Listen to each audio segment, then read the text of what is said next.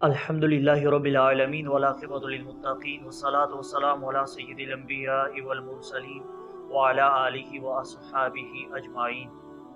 اما بعد فاعوذ باللہ من الشیطان الرجیم بسم اللہ الرحمن الرحیم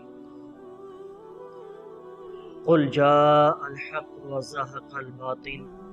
ان الباطل كان زهوقا صدق اللہ مولانا العظیم وصدق رسولہ النبی الکریم الامین ان اللہ وملائکتہ یصلون علی النبی یا ایھا الذین آمنوا صلوا علیہ وسلموا تسلیما اللہم صلی علی سیدنا و مولانا محمد وآلہ واصحابہ اجمعین۔ معزز و محتشم حاضرین و سامعین، اذان سحر پروگرام کی چوتھی نشست میں آپ کی خدمت میں حاضر ہیں، اور آج کا ہمارا جو عنوان ہے وہ ہے اسلاموفوبیا ایک عالمی سازش۔ اپنی نوعیت کے اعتبار سے آج کا ہمارا عنوان بھی انتہائی اہم ہے، اور انشاءاللہ عنوان کے تحت قرآن و احادیث اور حالات و قرائن کے پیش نظر انشاءاللہ اسلاموفوبیا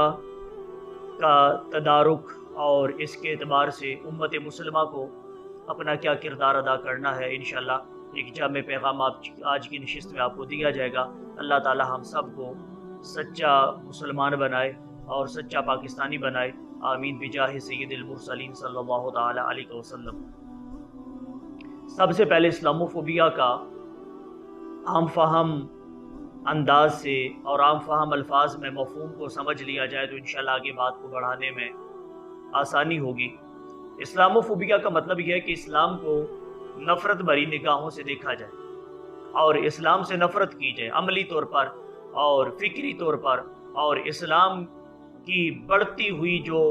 ایک افرادی قوت ہے اس کو ناگوار محسوس کرتے ہوئے اسلام کی راہ میں روڑے اٹکائے جائیں، تو یہ ساری کی ساری چیزیں یہ اسلاموفوبیا کے تناظر میں آتی ہیں، اور یہ ساری چیزیں اسلاموفوبیا میں داخل ہیں۔ اس وقت ہم اگر اسلاموفوبیا کے اعتبار سے دنیا بھر کا جائزہ لیں تو یہ ایک عالمی تحریک چل رہی ہے کفر کے سرغنوں کے ایما پر۔ تو اس تحریک کو روکنے کے لیے اور اسلام کو تحفظ فراہم کرنے کے لیے، اور بالخصوص وہ لوگ جو اسلام کی آفاقی تعلیمات سے متاثر ہو کر اسلام کی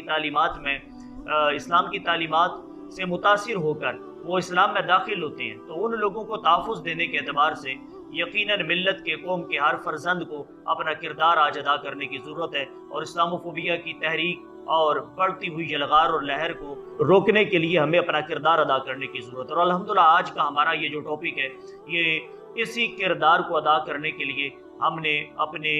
ہم وطنوں کے، اپنی ملک و قوم کے افراد کے نام یہ پیغام پہنچانا ہے کہ کیسے ہم نے اسلاموفوبیا کی تحریک کو روکنا ہے۔ تو اس سے پہلے اسلاموفوبیا ہم نے کہا کہ ایک عالمی سازش ہے۔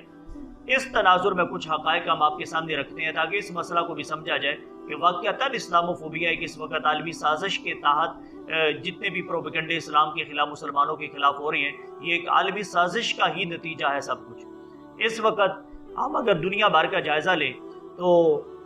مسلم کش جتنی بھی سرگرمیاں دنیا بھر میں چل رہی ہیں اور مسلمانوں کے خلاف جتنے بھی پروپیگنڈے ہو رہے ہیں، چاہے وہ مشرقی ممالک میں ہو یا مغربی ممالک میں، تو ہر طرف اسلام کے خلاف جو یلغار ہے وہ یقیناً ایک ہی تناظر میں وہ جنگ آگے بڑھائی جا رہی ہے اور اس جنگ کو عام کیا جا رہا ہے۔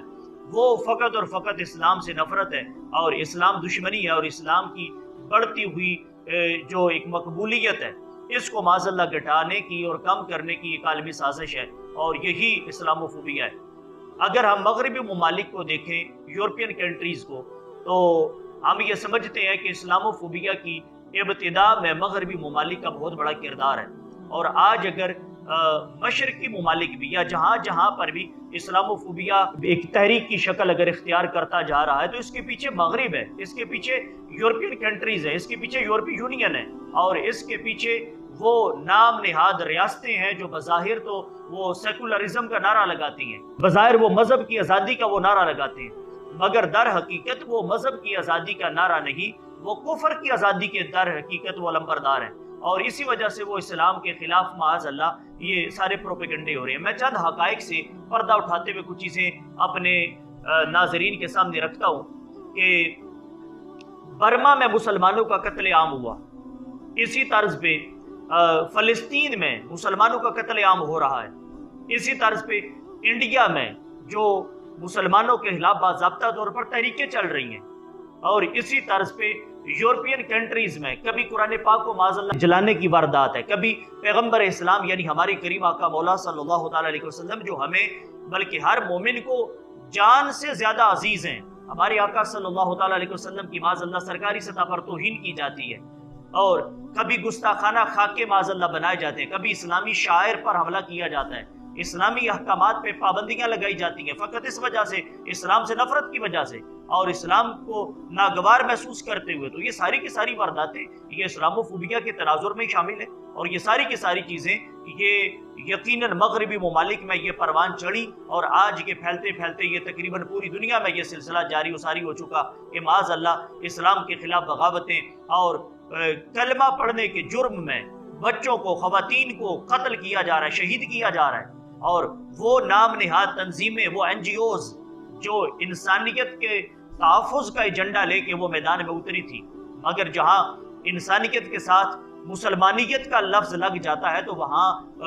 وہ تنظیمیں بھی وہ بالکل وہ خاموش ہو جاتی ہیں، اور ان کی کان پر جوں تک نہیں رنگتی کہ اسلام کے نام پر جتنی بھی قتل و غارت ملک میں ہو رہی ہے، اور اسلام کو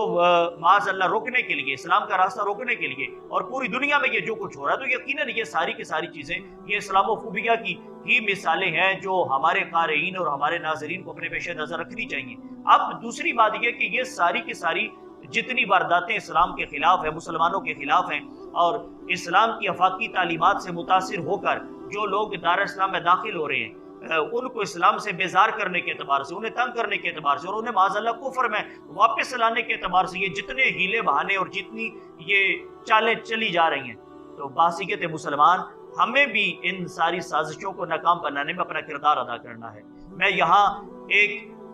یہود و نصارہ کی اور عالم کفر کی ایک ایسی سازش کو بھی آج بے نقاب کرنا چاہتا ہوں کہ ایک طرف تو اسلام و فوبیا میں ڈائریکٹلی وہ لوگ اس کے لمبردار ہیں اور اس کے ایجنٹ ہیں اور یہ سارا اس مشن پہ کام کر رہے ہیں جو کھلے کافر ہیں، جو اسلام کے دعوے دار نہیں، مگر مجھے بڑے افسوس کے ساتھ یہ بات بھی کہنی پڑ رہی ہے کہ ایک طرف کفار یہ اسلام و فوبیا کی تحریک کو چلا رہے ہیں اور اس کو پروموٹ کر رہے ہیں، دوسری طرف کچھ نام نہاد مسلمان بھی اس تحریک کا باقاعدہ طور پہ حصہ ہیں کہ جنہیں فیشن پرستی اور مغربی تہذیب اور کلچر کے نام پر اتنا یرغمال بنا دیا گیا، ان کی ذہنی اور فکری قوتوں پہ اتنا قبضہ کر لیا گیا کہ آج وہ اسلام کی آفاقی تعلیمات پہ عمل پیرا ہونا یہ اپنے لیے باعث ننگو اور سمجھتے ہیں معاذ اللہ، اور فیشن پرستی جو کہ حقیقت میں یہ اسلام و فوبیا کا ہی دوسرا نام ہے، وہ اس کے بڑے ایجنٹ اور اس کے بڑے دلدادہ بن چکے۔ میں ایک مثال سے مسئلے کو واضح کر دینا چاہتا ہوں کہ داڑھی یہ الحمدللہ ایک ایسی شے ہے جس کو ہمارے کریم آقا صلی اللہ تعالی علیہ وسلم نے مرد کا زیور قرار دیا، اور داڑھی کی اہمیت مسلم ہے، اور داڑھی مسلمان کی پہچان ہے اور یہ اسلام کی پہچان ہے، اسلامی شاعر میں اس کا دخول اور شمول اس کو شامل کیا جاتا ہے اور اس کا شمار ہوتا ہے، مگر داڑھی سے آج کتنی نفرت ہے۔ کتنے ایسے مسلم ممالک ہیں جہاں داڑھی پہ پابندی ہے سرکاری سطح پر، یہ انتہائی شرمناک المیہ ہے ہمارے مسلم حکمرانوں کے لیے کہ داڑھی کو معاذ اللہ جو مرد کا زیور قرار پایا اس پر پابندی کیا یہ اسلام و فوبیا کا ہی وہ کردار ادا کرنے کے مترادف نہیں؟ اسی طرز پہ حجاب کے اعتبار سے اور دیگر بہت سارے ایسی اسلامی تعلیمات ہیں اور اسلامی شاعر پہ معاذ اللہ پابندی ہے کہ یہ سارا کام مغرب نے، کفار نے ایک ایجنڈا دیا جس ایجنڈے پہ آج دانستہ طور پر یا غیر دانستہ طور پر ہمارے مسلمان بھی کام کر رہے ہیں۔ اللہ تعالیٰ عقل سلیم عطا فرمائے اور ہدایت عطا فرمائے، اور ہم سب کو اسلام و فوبیا کی تحریک کو روکنے میں اپنا کردار ادا کرنے کی توفیق عطا فرمائے۔ میں اپنی گفتگو کے اختتام پر اپنی مسلم امہ کے نام یہ پیغام کر کے اپنی گفتگو کو ختم کر رہا ہوں کہ اگر یہ اسلام و فوبیا کی جو تحریک ہے اس کے آگے بند نہ باندھا گیا، اس کو نہ روکا گیا، تو شاید ہم آنے والی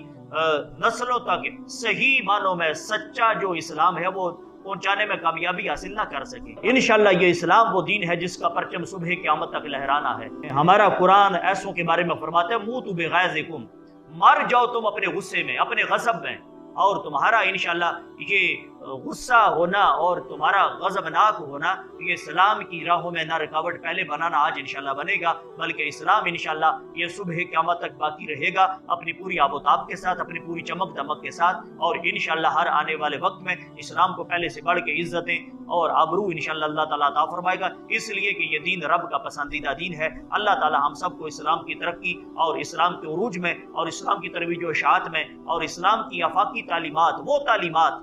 جو انسانیت کو عروج عطا کرتی ہیں، وہ تعلیمات کے جو انسانیت کو ہر طرح کے فتنوں سے اور ہر طرح کے موجودہ مسائل سے اور چیلنجز سے چھٹکارے کا واحد حل پیش کرتی ہیں، تو ہم انشاءاللہ اس دین اسلام کی ترویج و اشاعت میں اپنا کردار ادا کریں گے۔ اللہ تعالی ہم سب کو دین اسلام پر کاربند رہنے کی توفیق عطا فرمائے، اور جتنی بھی طاغوتی قوتیں ہیں ان کا ڈٹ کر مقابلہ کرنے کی توفیق عطا فرمائے۔ آمین بجاہ سید المرسلین صلی اللہ تعالی علیہ وسلم۔